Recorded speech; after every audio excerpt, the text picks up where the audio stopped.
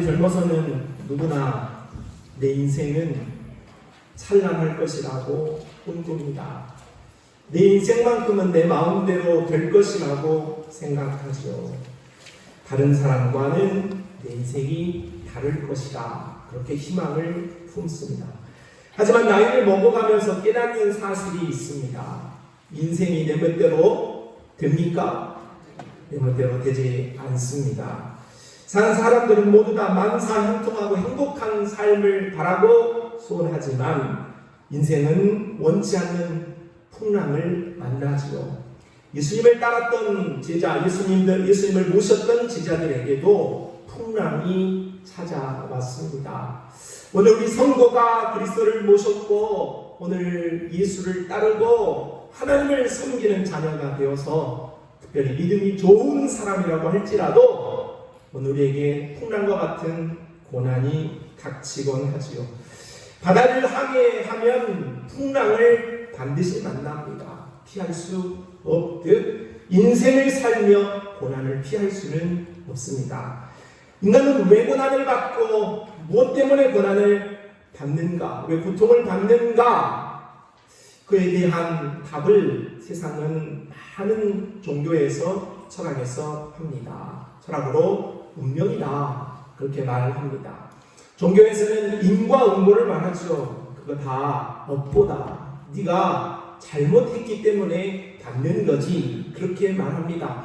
그래서 이 땅을 사는 동안에 그렇게 잘못하지 않았는데 너무 큰 고통을 당하면 이 세상이 아니라 이 생에서 잘못한 게 아니라 전생에서 잘못했다고 말합니다. 전생이 어디 있습니까? 전생은 없습니다. 그런데 전생을 끌어와서라도 오늘 당하는 고난의 답을, 고난의 원인을 분석하고 싶은 이 사람의 마음을 종교적으로 풀어내었다고 볼 수 있겠습니다. 오늘 본문은 고난의 이유를 설명하지 않습니다. 단지 고난이 하나님의 섭리 안에 있다고 말하고 그 고난이 너는 고난 받았으니까 저주받았다 그렇게 말하지 않습니다. 오히려 고난이 오늘 우리의 삶을 유익하게 한다고 말씀하고 있습니다. 왜 고난이 우리를 유익하게 하는 것일까요? 첫째, 오늘 66절로 68절에 고난을 통하여서 우리는 하나님을 배울 수 있기 때문입니다. 두 구절을 연이어 화면에 보여드리겠습니다. 두 구절에 공통되어지는 내용이 있습니다. 한번 찾아보시기 바랍니다. 먼저 66절로 67절 말씀입니다. 내가 주의 계명들을 믿었사오니 좋은 명철과 지식을 내게 가르치소서. 고난 당하기 전에는 내가 그릇 행하였더니 이제는 주의 말씀을 지키나이다 했습니다. 다음으로 68절 말씀은 주는 선하사 선을 행하시오니 주의 율례대로 나를 가르치소서. 뭡니까? 공통으로 등장하는 단어가 있죠. 뭐예요? 네, 가르치소서입니다. 66절 좋은 명철과 지식을 내게 가르치소서 했고 68절은 주의 율례대로 나를 가르치소서 했습니다. 고난이 가르침을 준다 하는 것이죠. 하나님은 우리가 만난 고난을 통하여서 나를 가르치시고 나를 성장시키시기를 원합니다. 고난은 우리의 신앙을 성장, 성숙시키는 영적 학교라고 말씀하는 것입니다. 히브리서 5장 8절 말씀에 그가 아들이면서도 받으신 고난으로 순종함을 배웠다 말씀합니다. 예수님은 하나님의 아들이셨지만 고난을 받으면서 순종함을 배우셨다 그렇게 표현하는 것이죠. 성도는 고난을 통해 배웁니다. 고난이 학교예요. 그런데 그 고난을 통해서 우리가 먼저 배울 수 있는 것은 하나님을 배울 수 있다 하는 것이죠. 오스왈드 샌더스 목사님은 이제 목회를 다 마칠 즈음에 사모님이 중병을 앓게 되었습니다.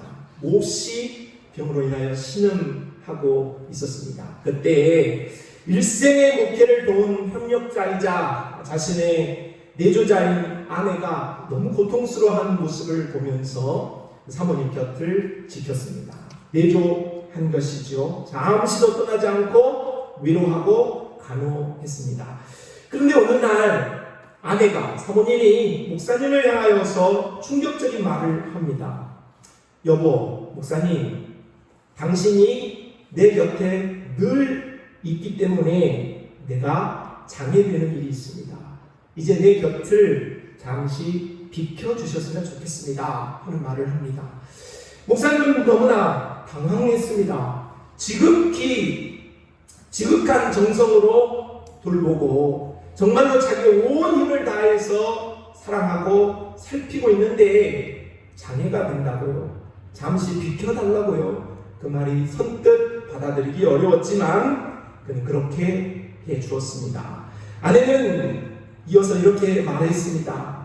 당신이 나를 간호해 준 것은 너무 감사한 일이지만 나는 당신의 간호로 인하여서 하나님을 만나는 기회를 잃고 있다고 생각합니다. 이렇게 이야기했습니다. 사모님은 자신이 당한 고난 속에서 남편의 위로, 목사님의 위로도 소중했지만 그보다도 앞서 하나님의 위로를 받고 싶었고 하나님을 배우고 싶었고 하나님을 더 깊이 만나기를 원하였다 하는 것이죠.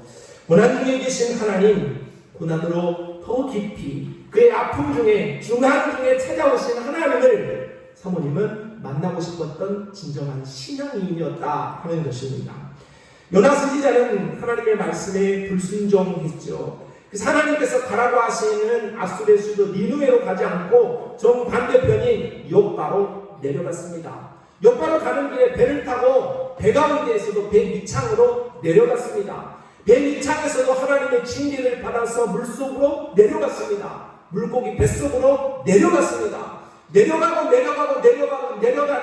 고난의 인생이 바로 요나의 인생이 되었습니다. 그러나 요나는 그 물고기 뱃속으로 도저히 내려갈 수 없는 인간이 내려가기에 가장 밑바닥이라고 할 수 있는 그 물고기 뱃속으로 내려가자 하나님을 만날 수 있었고 진정으로 하나님을 깨달을 수 있었습니다. 그곳에서 그 고난의 현장에서 비로소 요나는 하나님을 찬송하는 요나서 2장의 찬송을 터뜨리게 되어진 것이죠. 야고보서 5장 13절 너희 중에 고난 당하는 자가 있느냐 그는 기도할 것이요 했습니다. 여러분에게 크고 작은 고난의 문제가 있습니까? 기도하시기 바랍니다. 하나님이 오늘 우리에게 고난을 주시는 것은 하나님을 만나고 하나님 앞에 무릎 꿇고 하나님을 묵상하고 하나님을 배우기 원하시는 하나님이 우리에게 주시는 하나님의 선짓이라는 사실을 잊지 마시기를 바랍니다. 왜 나만 이런 고난을 당해야 하느냐고, 내가 당한 고난 때문에 불평하고 원망하는 자들과 함께 오늘 이 노래를 한번 불러볼 수 있겠습니다. 왜 나만 겪는 고난이냐고 불평하지 말고 왜 이런 슬픔이 내게 찾아왔는지 원망하지 말아야겠습니다.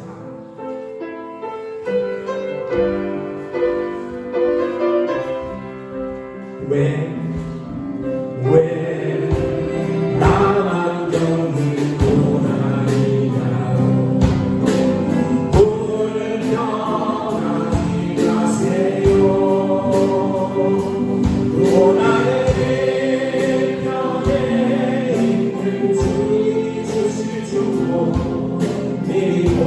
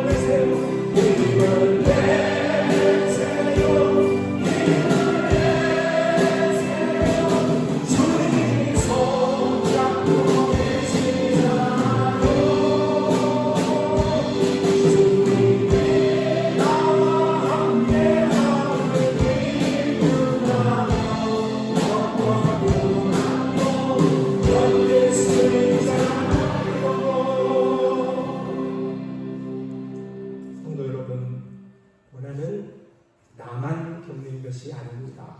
우리 모두가 이런저런 고난을 당하기 마련입니다. 우리는 고난을 당할 때 고난의 이유를 알고 싶겠지만, 그러나 고난의 이유를 찾는 일에 시간을 너무 허비하지 마시기 바랍니다. 고난을 원망하지 말고 고난을 피하려고도 하지 마시기 바랍니다. 우리에게 닥친 풍랑과 같은 고난은 우리를 망하게 하려는 하나님의 저주가 아닙니다. 반대로 우리에게 닥친 고난은 나를 너무너무 힘들게 하고 나를 죽기까지 내모는 아픔이 있을지라도 이것은 하나님께서 우리에게 허락하신, 하나님과 내가 깊이 만나고 내가 하나님을 배울 수 있는, 이러지 않아서는 내가 하나님을 배울 수 없기 때문에 하나님이 반드시 나를 만나시고 나를 하나님을 가르치시기 위하여서 하나님이 내게 주신 위장되어진 축복이요 선물이라는 사실을 잊지 말고, 오늘 우리가 고난을 당하였을 때에는 하나님 앞에 서야 합니다. 힘든 일을 당하였을 때에는 다른 곳을 찾지 말고 하나님 앞에 무릎 꿇고 하나님 앞에 엎드려서 하나님을 배우시기를 바랍니다. 여러분이 당한 어려움과 힘듦, 고난을 통하여서 하나님을 더 많이 배울 수 있는 은혜의 역사가 있기를 바랍니다. 두 번째, 오늘 고난이 우리에게 주는 유익이 있습니다. 겸손을 배우게 되는 것이죠. 우리 69절 말씀을 같이 읽어봅시다. 시작. 교만한 자들이 거짓을 지어 나를 치려 하였사오니 나는 전심으로 주의 복도를 지키리이다. 오늘 시인은 교만한 자들이 거짓으로 자신을 치료했다 합니다. 그 교만한 자들이 자신에게 고난을 가한 것이죠. 그런데 시인은 오히려 이런 교만한 자들이 자신을 고난 당하게 한 것 때문에 겸손을 배웠다고 말합니다. 더 나아가서 전심으로 주의 복도를 지키는 그런 믿음으로 이르렀다고 말하고 있습니다. 고난은 교만한 자들을 통하여 주어지지만 교만을 깨뜨리는 멋진 하나님의 은혜가 계기가 되어지는 것이죠. 베드로전서 5장 5절 말씀에 젊은 자들아 이와 같이 장로들에게 순종하고 다 서로 겸손으로 허리를 동이라. 하나님은 교만한 자를 대적하시되 겸손한 자들에게는 은혜를 주신다 말씀했습니다. 하나님은 겸손한 자를 원하십니다. 겸손한 자를 가까이 하시고 겸손한 자에게 복을 주시죠. 교만한 자를 멀리 하시고 교만한 자를 싫어하십니다. 교만한 자에게는 복을 주지 않습니다. 그런데 사람은 본성적으로 태생적으로 교만합니다. 사람의 모든 죄는 못해서 하는 짓는 죄입니다. 기도도 못해, 하나님 앞에 봉사도 못해, 하나님 앞에 믿음도 없어서 못해서 짓는 죄가 바로 여타의 죄지요. 그런데 교만의 죄는 성격이 다릅니다. 교만의 죄는 잘해서 짓는 죄가 교만이에요. 저는 교만하지 않습니다만 좀 생기면 교만합니다. 좀 잘생기고 좀 예쁘게 생기면 교만해요. 안 그런 척해도 교만하다니까요. 지나가는 사람마다 예쁩니다, 아름답습니다, 멋집니다, 잘생겼습니다, 그런 말 들으면 나는 좀 괜찮은 사람인가? 그런 마음이 여러분에게 있는지는 잘 모르겠습니다. 그런 마음이, 교만이 우리에게 도사리고 있는 거예요. 또 우리에게 손에 무언가가 쥐어져 있으면 교만이에요. 없는 사람 연변이 깔보지요. 반면 더 있는 사람은 더 깔봅니다. 네가 나보다 있어봤자 얼마나 더 있느니 하면서 위아래로 깔본다니까요. 아랫사람은 아래로 깔보고 윗사람은 위로 깔보면서 교만해요. 오늘 우리가 무엇인가를 잘하면, 하나님 앞에 더더욱 무엇인가를 잘하면 참 교만하기 일쑤입니다.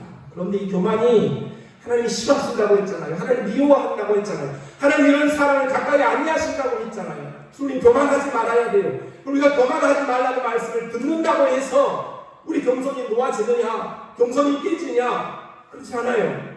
겸손을 교육받는다고 해서, 겸손하려고 마음으로 다짐한다고 해서 쉽사리 교만이 깨지지 않죠. 그런데 우리의 교만이 깨질 수 있는 가장 좋은 방법이 뭐냐? 고난이에요. 고난을 당하면 교만할 수 없죠. 엎어지고 하나님 앞에 쓰러져 버리면 자연 겸손한 인생이 되는 거예요. 고린도서 12장 7절 여러 계시를 받은 것이 지극히 크므로 너무 자만하지 않게 하시려고 내 육체에 가시고 사탄의 사자를 주셨으니 이는 나를 쳐서 너무 자만하지 않게 하려 하시니라 했어요. 하나님은 바울에게도 육체의 가시, 사탄의 가시, 사탄의 사자, 바로 고난을 허락하셨다는 거예요. 오늘 방금 읽은 말씀은 하나님이 바울을 쳤다고 말해요. 아니, 바울 잘하고 있잖아요. 목숨 내는 사람이잖아요. 복음으로서는 이 땅에 제일 자랑할 수 있잖아요. 그런 하나님의 사랑을 하나님이 왜 쳐요? 왜 고난 주냐고요? 그는 사랑하기 때문이라는 거예요. 바울이 너무 잘했기 때문에, 바울이 너무 자고하거나 교만하여 실패하지 않게 하시기 위하여 하나님이 쳤다고요. 고난을 허락하셨다고요. 그래야 바울이 끝까지 승리할 수 있기 때문에, 바울이 그래야 끝까지 최후 승리를 할 수 있기 때문에 하나님께서는 바울의 교만을 꺾고 겸손으로 바울이 승리하기를 원하셨기 때문에 그에게는 육체의 가시가 얼마나 힘이 들었겠어요. 복음을 위해서 사는데 자신의 육체의 힘듦이 얼마나 괴로움이었겠냐고요. 그래서 하나님께 기도까지 했어요. 그런데 하나님 그걸 물리치고 너가 가지고 있는 그 고난을 끝까지 가져가야 된다. 그래야 네가 산다 하고 가르쳐 주신 거죠. 욥은 동방의 의인이고 하나님의 자랑거리였습니다. 그런데 이 욥이 어느 날 갑자기 알 수 없는 고난, 정말 욥기서를 읽어보면 이런 고난 당하면 믿음 지킬 수 있을까 싶습니다. 그런데 이 욥이 이런 폭풍과 같은 고난을 다 이겨내고 그가 고백한 말이 있습니다. 욥기 40장 4절 말씀입니다. 보소서 나는 피쳐나오니 무엇이라 주께 대답하리까 손으로 내 입을 가릴 뿐이로소이다. 고난은 은이었던 욥을 더욱 겸손하게 했어요.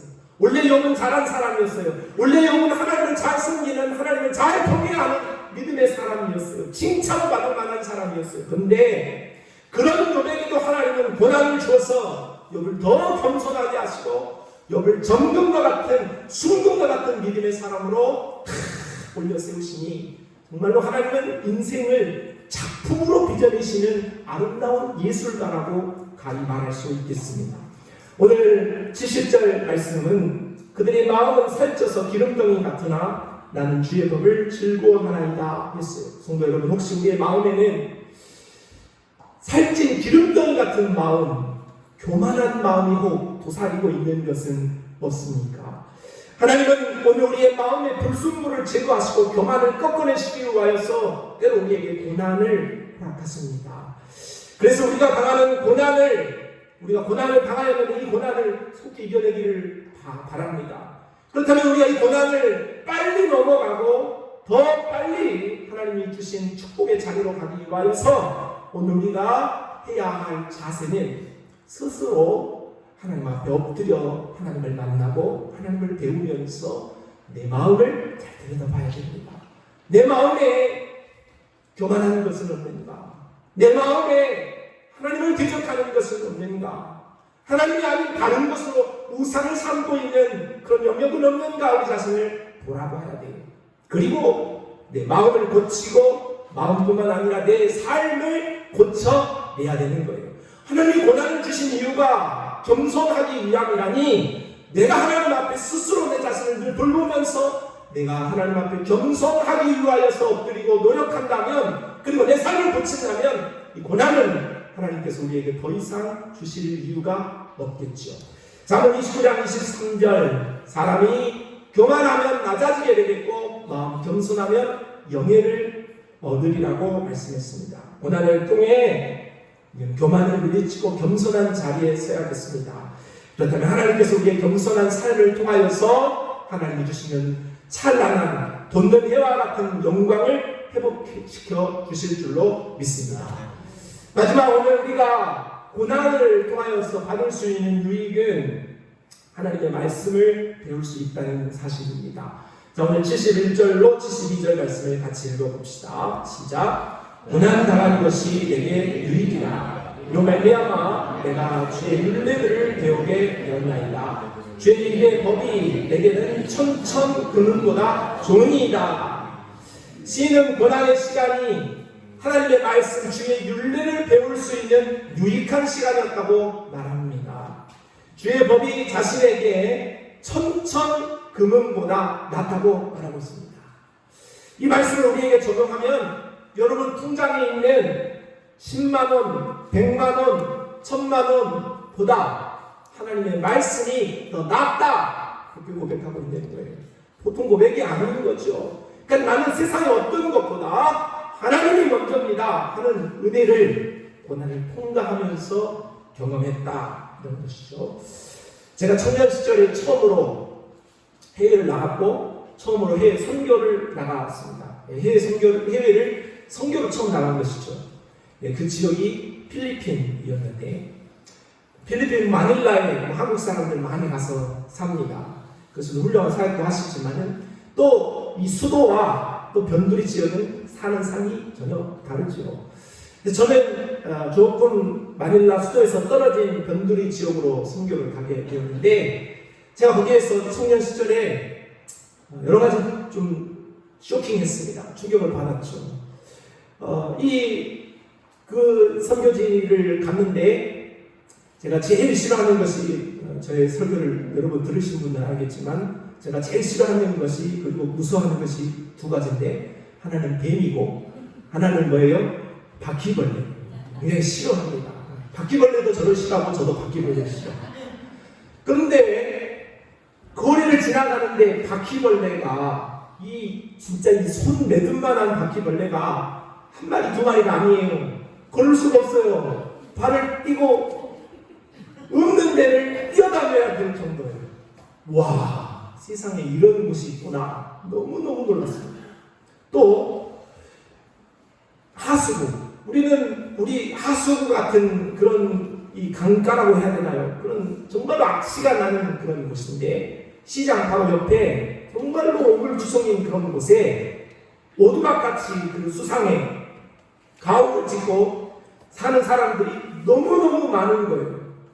이건 TV로는 봤지만 실제 그 TV를 보면은 악취는 안 나잖아요. 그 악취나는 현장을 눈으로 봤을 때 그것도 너무 충격이었습니다. 그런데 그건 그냥 제가 본 거고, 정말로 힘들었던 것이 한 가지가 있었어요. 그건 물이 안 나오는 거였어요. 숙소에 지내는데 여기는 물이 귀한 나라라 물이 정한 시간만에만 나오고 그 물도 정한 만큼만 나오는 거예요. 그러니까 물이 없으니까 그 물을 함부로 씻을 수도 없고, 몸을 씻을 수도 없고, 마실 수도 없이 너무너무 불편했어요. 우리 그러잖아요. 우리나라 정말 잘 살게 됐어요. 그래서 우리나라에서 해외를 지금 가게 되면 모두 느끼는 게 뭐냐면, 진짜 우리나라 좋다 하면서 애국자가 다 된다고 하잖아요. 그런데 저도 이 필리핀의 그런 정말로 살기 어려운 그 지역을 방문하면서 너무너무 대한민국이 얼마나 사랑스러운 나라인가, 내가 얼마나 좋은 나라에 살고 있고 하나님이 내게 베풀어 주신 것이 얼마나 감사한지를 크게 깨닫게 되는 거죠. 그래서 돌아와서 물을 틀어서 샤워를 하는데 물이 쉬지 않고 나오는 거예요. 네, 마실 물도 널려 있어요. 뭐 지금은 다 기름값보다 비싼 물을 사 먹는 시대가 됐지만, 그러나 제가 이런 해외 선교를 경험한 저 입장에서 물을 대할 때에 그 물이 선교를 다녀오기 전의 물과 선교를 다녀와서의 물이 같겠습니까? 전혀 달랐겠죠. 하나님의 동일한 말씀도 눈으로 읽고 지나가는 말씀, 평상시에 평안할 때 들려지는 말씀과 오늘 우리가 고난 가운데서 내 마음이 힘들고 어려울 때 당하는 말씀이 같을까요? 전혀 다릅니다. 천지차가 나는 것이죠. 고난을 만난 사람들에게 고난 중에 대하는 말씀들은 평안했을 때의 말씀과는 전혀 경험하지 못하였던 하나님의 말씀이 들려지게 되는 것입니다. 며칠 굶은 사람이 허기가 져서 음식을 찾듯이, 목마른 사슴이 물을 향하여서 헤매듯이 그 하나님의 말씀이 나에게 올 때에 그 말씀이 나에게 힘이 되고 그 말씀이 나에게 아멘이 되고 그 말씀이 나에게 위로가 되고 그 말씀이 나에게 소망이 되어지는 것이죠. 성도가 고난을 당하면, 여러분 진짜 큰 어려움을 당하게 되면 나를 누가 도와줄 수 없어요. 내가 아픔을 당하는 사람이라고 한다면 의사의 도움을 받지만 의사가 진짜 날 도와줄 수 있냐고요? 안 그래요. 병원 갔다 오는 것은 잠시. 그런데 병원을 다녀와서 살아가는 내 삶은 너무나 고통스럽고 힘들고 어려운 거예요. 아까 말씀을 드렸던 그 목사님처럼 간호를 해주고 옆에서 위로를 사람이 전할 수 있죠. 그것도 힘이 됩니다. 그러나 그것이 온전하지 못해요. 누가 내 마음을 알아주고 누가 내 형편을 알아주겠냐고요. 그래서 우울증 걸리는 거예요. 정말로 나는 너무 괴로운데 내 주변에 있는 사람이 도저히 나를 알아줄 수 있지 않을 것 같으니까, 나만 괴롭고 나만 힘든 것 같으니까 두렵고 외롭고 우울하고 끝내고 싶은 마음이 든다는 거죠. 성도가 고난을 당하면 다른 것이 없어요. 다른 어떤 환경도 어떤 사람도 어떤 것도 힘이 되지 못하더라고요.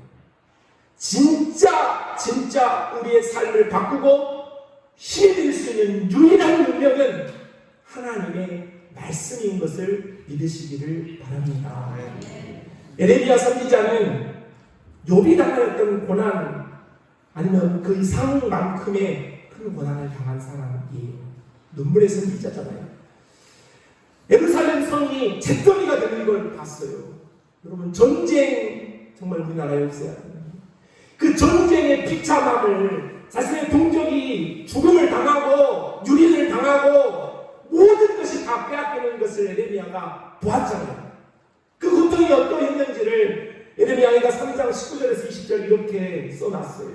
내 고초와 재난, 그 쑥과 담즙을 기억하소서. 내 마음이 그것을 기억하고 낙심이 된다. 담즙, 여러분 쓸개가 정말로 다 상해서 오늘 우리에게 쓴물이 올라오는 것 같은 그런 고통, 정말로 이제는 끝내고 싶다. 나는 더 이상 갈 수가 없다. 그만해야겠다. 내 인생을 스톱하고 싶은 그런 막다른 벼랑 끝에서 그런 어려움을 에레미야가 겪은 거예요. 근데 중요한 것은 그런 힘든 일을 당한 에레미야가 끝내지는 않았다는 것. 그 이어지는 말씀을 우리 한번 같이 읽어보겠습니다. 시작. 이것을 내가 담아두었더니 그것이 오히려 나의 소망이 되었사오니 여호와의 인자와 긍휼이 무궁하심으로 우리가 진멸되지 아니함이니이다. 이것들이 아침마다 새로우니 주의 성실하심이 크시도소이다. 에레미야는 아침에 눈뜨기가 싫었던 것 같아요. 그렇죠. 오늘 우리가 너무 아프고 오늘 우리의 삶이 너무 절망이면 아침에 눈을 뜨는 게 싫어요. 차라리 내 눈이 안 떠졌으면 좋겠다 하는 마음으로 잠을 청할 때도 많은 거예요. 에레미야가 그랬던 것 같아요.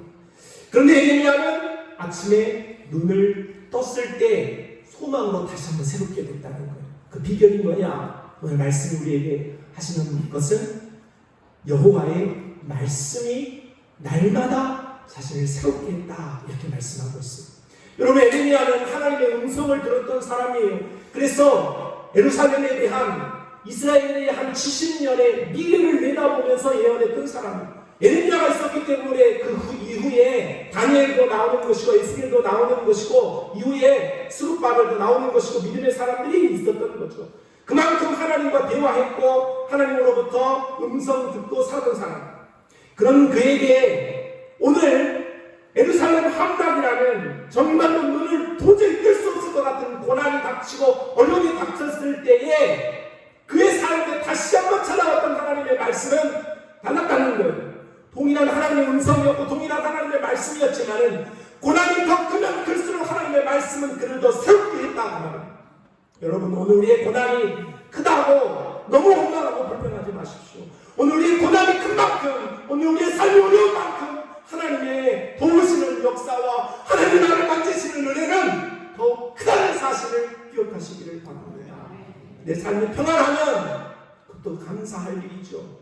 그러나 그만큼 하나님의 은혜가 크지 않습니다.